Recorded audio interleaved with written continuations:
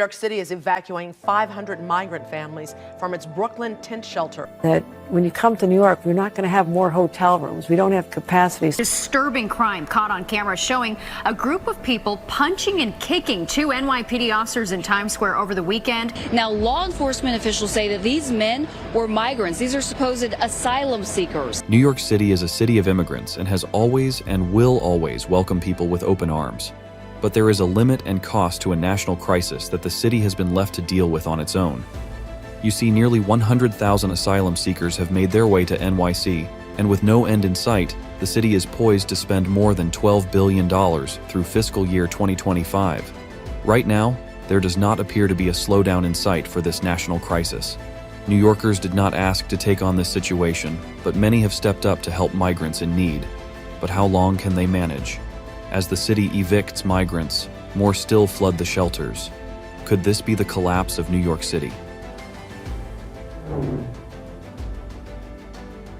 On the 13th of October, 2023, Mayor Adams altered the situation for many immigrant families with a major announcement. The decision set a 60-day limit for them in shelters, which was meant to hasten their transition to more permanent housing arrangements. Following this directive, a sequence of events transpired, beginning with the first wave of evictions of numerous migrant families upon reaching the 60-day threshold. However, this round of evictions happened to coincide with an unanticipated weather problem. Due to a storm, city officials ordered nearly 2,000 refugees living in a tented shelter in southeast Brooklyn to temporarily leave their homes. Implementing this order, the migrants, mostly families with kids, were swiftly and efficiently taken by city buses just before the storm hit.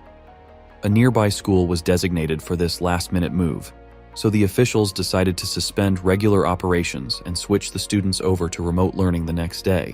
But safe to say, many New Yorkers were not entirely pleased with this arrangement. Outraged parents of these children took to the streets, protesting against the switch to remote learning because of illegal immigrants.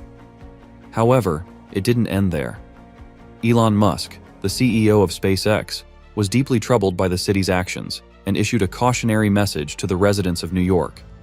Though the migrants were reportedly moved back out by sunrise, the high school notified parents that the building would be closed and remote learning would continue to ensure the smooth transition of families that may temporarily shelter again. Now, let's understand something. Since last spring, nearly 170,000 migrants have journeyed from the southern border to New York City, attracted by the city's unique legal obligation to provide accommodation for anyone who requests it. Responding to this influx, the Adams administration has established over 200 emergency shelters to assist these migrants, putting significant strain on the city's resources. Funds designated for New York City residents are now being directed toward undocumented people seeking asylum from various parts of the world. It's very obvious that the ongoing situation poses a serious risk of city collapse if not addressed. So, to temporarily alleviate some of these challenges, Mayor Adams decided to implement this evacuation of migrants to make room for new arrivals. Well, this wouldn't solve much, but you can kind of give him some credit for trying his best to address the situation. However, this decision faced opposition from other Democratic officials who criticized the mayor for displacing families seeking shelter. They urged him to suspend the time limits imposed on these families and labeled his actions as one of the cruelest things done in generations. Now, the question posed by residents of New York was, if Democrats seem to welcome these migrants with open arms, why would they choose to keep them in schools? Why disrupt the lives of young students? What would happen to the Title I low-income students who depend on school meals to eat? Why are they prioritizing illegals over New Yorkers who sleep on the streets?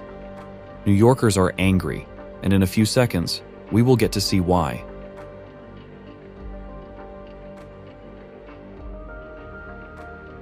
Just recently, 4 migrants were apprehended for allegedly shoplifting at Long Island Macy's after being transported to New York from Texas. The 4 men, 19-year-old Roland Cabezas Meza, 21-year-old Miguel Angel Rojas, 27-year-old Rafael Rojas, and 30-year-old Jose Garcia Escobar, were accused of driving from Manhattan to the Nassau County Mall on January 9th and walking off with stolen goods.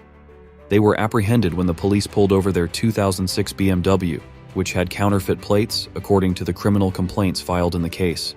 The men, charged with stealing over $12,000 in merchandise from Macy's Roosevelt Field earlier this month, are receiving leniency because they are considered asylum seekers rather than illegal immigrants who cross the U.S. border, and therefore they won't face deportation. Then, on Saturday the 27th, a shocking video captured the moment a migrant mob pounded 2 cops near Times Square. From the footage, you could see an NYPD officer and a lieutenant initially telling the migrants to move along, but things quickly escalate, and a scuffle breaks out between the cops and a suspect who is wrestled to the ground. That's when the rest of the individuals converge on the officers, raining kicks to the head and body of the officers. These 4 were arrested but released without bail. Fortunately, the cops only suffered minor injuries and have received treatment. This has generated heated reactions from New Yorkers online. Overall, the current situation in New York City is far from ideal. With over 64,000 asylum seekers still under the city's care and more arriving, the potential for tension is high if swift and effective management measures are not implemented. Many of these migrants grapple with uncertainties regarding their nightly accommodations, resorting to riding trains to pass the time and stay warm until waiting centers open. Carrying their possessions with them everywhere, some have endured days without access to showers. Complicating matters further, Mayor Adams faces ongoing challenges in managing the city's resources, exacerbated by the actions of Texas Mayor Greg Abbott, who continues to transport migrants into New York City despite the imposed ban. To address this, Adams has initiated a lawsuit against 17 bus companies, seeking approximately $700 million in damages, representing the city's expenditure on sheltering migrants brought in by these bus companies. The fate of New York City remains uncertain, and only time will reveal the outcome. Hopefully, there will be a resolution to the challenges posed by the influx of migrants. Given the current trajectory, the city may approach a breaking point, raising concerns about the potential emergence of civil unrest.